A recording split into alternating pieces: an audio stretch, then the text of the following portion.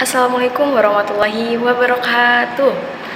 Halo semuanya, perkenalkan nama saya Naf'ah dari kelas 4 PAIC dengan NIM 2312100096. Pada kesempatan kali ini saya akan membahas mengenai tugas dari mata kuliah pengembangan kurikulum yang diampu langsung oleh Ibu Dr. Helna Nelis MPD. Pada kesempatan kali ini saya akan membahas mengenai materi evaluasi kurikulum, yang mana nantinya akan ada beberapa pembahasan mengenai apa itu evaluasi kurikulum, kemudian juga apa tujuannya, apa fungsinya, dan juga apa manfaatnya dari evaluasi kurikulum. Kemudian ada juga pembahasan mengenai model-model evaluasi kurikulum. Baiklah, teman-teman bisa simak video ini sampai akhir ya. Terima kasih. Baiklah, kita memasuki pembahasan pertama mengenai pengertian dari evaluasi kurikulum tersebut. Pertama, mengenai evaluasi. Secara etimologi, evaluasi berasal dari bahasa Inggris, yaitu evaluation, yang berarti value atau nilai. Kemudian dalam bahasa Arab, evaluasi disebut al-taqdir yang berarti penilaian. Kemudian secara harfiah, evaluasi pendidikan disebut al-taqdir al-tarbiyah yang berarti penilaian dalam bidang pendidikan. Kemudian ada beberapa pendapat dari para ahli. Pertama dari Hamid Hasan, mendefinisikan evaluasi itu sebagai proses sistematis untuk mengumpulkan informasi mengenai kurikulum dalam konteks tertentu. Kemudian pendapat dari Taylor menyatakan bahwa evaluasi bertujuan menilai pencapaian tujuan pendidikan. Kemudian ada juga pendapat dari Ari Kunto yang menganggap bahwa evaluasi sebagai proses pengambilan keputusan berdasarkan data untuk menentukan sejauh mana tujuan pendidikan itu telah tercapai.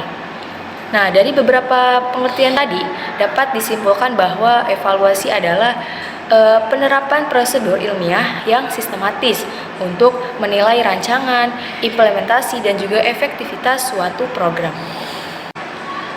Selanjutnya yaitu pembahasan mengenai pengertian kurikulum. Pengertian kurikulum disebutkan dalam Undang-Undang Sisdiknas Nomor 20 Tahun 2003 bahwa kurikulum adalah seperangkat rencana dan juga pengaturan mengenai tujuan isi dan bahan pelajaran serta cara yang digunakan sebagai pedoman penyelenggaraan kegiatan pembelajaran untuk mencapai tujuan tertentu. Kemudian menurut Hilda Tabah, kurikulum adalah rencana pembelajaran yang berkaitan dengan proses dan juga pengembangan individu peserta didik. Kurikulum merupakan seperangkat rencana yang menjadi pedoman dan juga pegangan dalam proses pembelajaran. Jadi dari beberapa pengertian di atas dapat disimpulkan bahwa kurikulum adalah rencana dan juga pedoman dalam proses pembelajaran yang bertujuan untuk mencapai perkembangan peserta didik. Jadi dari beberapa pengertian tadi mengenai evaluasi dan juga kurikulum dapat disimpulkan bahwa evaluasi kurikulum adalah proses penerapan prosedur ilmiah untuk mengumpulkan data yang valid untuk membuat keputusan tentang kurikulum yang sedang berjalan atau telah dijalankan. Kemudian juga evaluasi kurikulum ini dapat mencakup keseluruhan kurikulum atau masing-masing komponen kurikulum, seperti misalnya tujuan, isi, atau metode pembelajaran yang ada dalam kurikulum tersebut. Jadi, secara sederhana, evaluasi kurikulum itu dapat disamakan dengan penelitian karena evaluasi kurikulum ini menggunakan penelitian yang sistematis dan juga menerapkan prosedur ilmiah, metode penelitian, dan juga penelitian ini terletak pada tujuannya, seperti itu. Baiklah teman-teman, kita memasuki pembahasan selanjutnya mengenai tujuan evaluasi kurikulum. Yang pertama yaitu perbaikan program, yang kedua itu pertanggungjawaban kepada beberapa pihak, kemudian yang ketiga penentuan tindak lanjut hasil dari pengembangan. Jadi secara keseluruhan, evaluasi kurikulum itu bertujuan untuk mengumpulkan, menganalisis, dan juga menyajikan data untuk bahan penentuan keputusan mengenai kurikulum, apakah akan direvisi atau diganti, seperti itu. Mengenai fungsi evaluasi kurikulum, menurut para ahli, pertama ada Taylor menjelaskan bahwa fungsi evaluasi yaitu menekankan bahwa evaluasi itu bertujuan untuk perbaiki kurikulum. Kemudian ada dari Cronbach menambahkan dua fungsi, yaitu membantu perbaikan dan juga memberikan penghargaan, meskipun ia lebih menekankan evaluasi sebagai alat untuk mengidentifikasikan aspek kurikulum yang perlu ditingkatkan. Kemudian mengenai manfaat evaluasi kurikulum, berdasarkan sasaran, yaitu pertama guru menilai keberhasilan proses pembelajaran, kemudian kalau bagi pembuat kebijakan itu menilai pelaksanaan kurikulum di sekolah itu, kemudian kalau misalnya untuk orang tua dan masyarakat itu mengukur hasil kurikulum itu sesuai dengan harapan. Jadi kesimpulannya, manfaat evaluasi kurikulum adalah untuk menilai efektivitas kurikulum itu dalam mencapai tujuan pendidikan, mengidentifikasikan kelebihan dan juga kekurangan dalam implementasinya, serta sebagai dasar pengambilan keputusan bagi guru, pembuat kebijakan, dan juga masyarakat dalam meningkatkan kualitas pendidikan. Baiklah, selanjutnya mengenai langkah-langkah dari evaluasi kurikulum. Ada beberapa langkah. Yang pertama yaitu menentukan tujuan, yang mana nantinya itu mengukur capaian kompetensi siswa, termasuk berpikir kritis, komunikasi, dan juga kolaborasi dan kreatif. Kemudian yang kedua yaitu menentukan rencana evaluasi, seperti halnya membuat kisi-kisi yang menghubungkan tujuan dan juga pembelajaran materi dan teknik evaluasi. Kemudian ada penyusunan instrumen, yang mana menyusun teks objektif atau subjektif dan lembar pengamatan atau kuesioner yang valid dan reliable. Kemudian yang keempat yaitu pengumpulan data, yang mana melaksanakan evaluasi secara objektif dan juga terbuka untuk mendapatkan informasi yang akurat. Kemudian langkah yang kelima yaitu analisis dan juga interpretasi, yang mana menganalisis hasil belajar siswa melalui scoring dan juga interpretasi capaian kompetensi. Yang keenam yaitu tindak lanjut, yang mana menggunakan hasil evaluasi untuk meningkatkan pembelajaran dan juga memperbaiki metode evaluasi di kemudian hari atau di masa depan. Jadi langkah-langkah tadi itu bertujuan untuk memastikan proses pembelajaran berjalan efektif dan juga berkualitas. Baiklah, selanjutnya mengenai strategi evaluasi kurikulum. Ada beberapa strategi. Yang pertama itu penilaian komprehensif, yaitu melalui aspek pengetahuan, sikap, keterampilan, serta mengevaluasi materi pembelajaran, metode pengajaran, dan juga hasil belajar. Kemudian menggunakan multiple method atau menggunakan berbagai metode seperti observasi langsung, analisis karya tulis siswa, dan juga ujian lisan, yang mana untuk mengukur pemahaman serta aplikasi materi oleh siswa. Kemudian juga bisa melalui strategi analisis data, yaitu mengumpulkan, menganalisis, dan menginterpretasikan data untuk menilai efektivitas kurikulum serta mengidentifikasikan aspek yang perlu diperbaiki. Kemudian yang keempat yaitu pengembangan bahan ajar yang sesuai. Jadi menyusun tuh bahan ajar yang sesuai dengan prinsip pembelajaran, seperti mencakup petunjuk belajar, materi, latihan, dan penilaian, serta memanfaatkan teknologi seperti misalnya media interaktif untuk meningkatkan motivasi dan juga hasil belajar siswa. Baiklah, selanjutnya yaitu pembahasan mengenai model-model evaluasi kurikulum. Pada kesempatan kali ini saya membahas mengenai model CIPP dan juga model Tyler. Model CIPP itu dikembangkan oleh staf LIBEM, yang mana mengelompokkan program pendidikan ke dalam 4 dimensi. Yang pertama ada konteks, kemudian ada input, proses, dan juga ada produk. Konteks di sini yaitu mengevaluasi latar belakang yang mempengaruhi tujuan dan juga strategi pendidikan, seperti kebijakan dan juga sumber daya. Kemudian input yaitu menilai bahan fasilitas dan juga tenaga pengajar yang digunakan dalam program tersebut. Kemudian ada proses, yang mana proses ini melihat pelaksanaan nyata program, termasuk metode pembelajaran dan juga evaluasi. Dan yang terakhir ada produk, yang mana produk ini mengukur hasil yang dicapai baik jangka pendek maupun jangka panjang, seperti itu. Jadi model CIPP ini menilai program sebagai sistem yang harus dianalisis berdasarkan keempat komponen tersebut untuk memperoleh gambaran menyeluruh, seperti itu.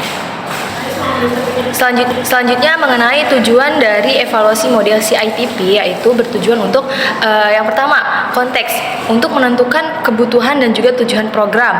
Yang kedua ada input ini untuk mengatur sumber daya, strategi, dan juga prosedur.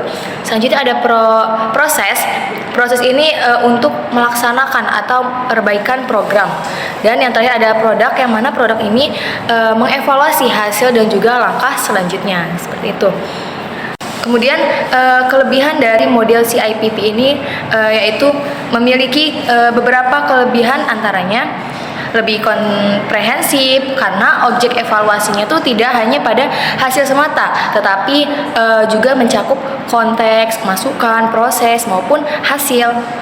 Selanjutnya yaitu kelemahan model CIPP. Model evaluasi CIPP ini mempunyai kelemahan yaitu kurang jelasnya kriteria yang dijadikan dasar berpijak bagi kegiatan penilaian. Dengan menggunakan model evaluasi CIPP ini harus menggunakan dua jenis pendekatan, yaitu membandingkan perform setiap dimensi sistem itu dengan kriteria intern dalam sistem itu sendiri, kemudian membandingkan perform setiap dimensi sistem dengan kriteria ekstern di luar sistem yang bersangkutan. Baiklah, selanjutnya yaitu model evaluasi Tyler, yang mana model Tyler itu adalah salah satu model pengembangan kurikulum terbaik yang berfokus pada perencanaan. Nah, model ini juga bersifat deduktif, yang mana dimulai dari hal yang umum ke yang khusus, kemudian mengidentifikasi tujuan berdasarkan 3 sumber, yaitu siswa, masyarakat, dan juga mata pelajaran. Nah, setelah itu tujuan itu disaring melalui sudut pandang filsafat pendidikan, sosial, dan psikologi pembelajaran, sehingga terbentuk tujuan instruksional khusus. Nah, model ini menekankan analisis kebutuhan siswa serta kehidupan dalam komunitas dan masyarakat untuk menentukan tujuan pembelajaran. Nah, baiklah, selanjutnya tujuan. Mengenai tujuan ini menentukan yang pertama itu menentukan tujuan pendidikan, yang mana identifikasi tujuan itu berdasarkan kebutuhan siswa, masyarakat, dan disiplin ilmu. Kemudian menyeleksi pengalaman belajar, yang mana memastikan pengalaman belajar itu sesuai dengan tujuan pendidikan. Kemudian mengorganisasi pengalaman belajar, yang mana menyusun pengalaman belajar secara sistematis agar efektif. Kemudian ada lagi mengevaluasi pencapaian tujuan, yang mana mengukur keberhasilan siswa dalam mencapai tujuan pendidikan. Selanjutnya mengenai manfaat model Tyler, yang mana manfaat itu menilai pencapaian tujuan pendidikan, kemudian merumuskan kembali tujuan dan program, kemudian menentukan prosedur serta perangkat penilaian, dan menganalisis kekuatan dan kelemahan kurikulum tersebut. Kemudian mengenai kelebihan model Tyler ini, yaitu pertama menekankan tujuan pembelajaran yang jelas dan juga terukur. Kemudian memudahkan evaluasi dengan membandingkan pencapaian siswa terhadap tujuan. Dan ada lagi memberikan struktur kuat dalam perencanaan kurikulum dan meningkatkan akuntabilitas pendidikan melalui hasil yang dapat diukur. Dan yang terakhir fleksibel dan dapat diterapkan pada berbagai mata pelajaran serta tingkat pendidikan. Kemudian yang terakhir mengenai kelemahan model Tyler. Kelemahan yang pertama itu terlalu fokus pada tujuan yang didapat diukur, mengabaikan kreativitas dan keterampilan sosial, kemudian kurang fleksibel terhadap perubahan dalam pendidikan dan perkembangan teknologi, kemudian lebih menitik beratkan hasil daripada proses pembelajaran dan pemahaman konsep kurang mendorong. Kemudian pembelajaran aktif dan eksploratif.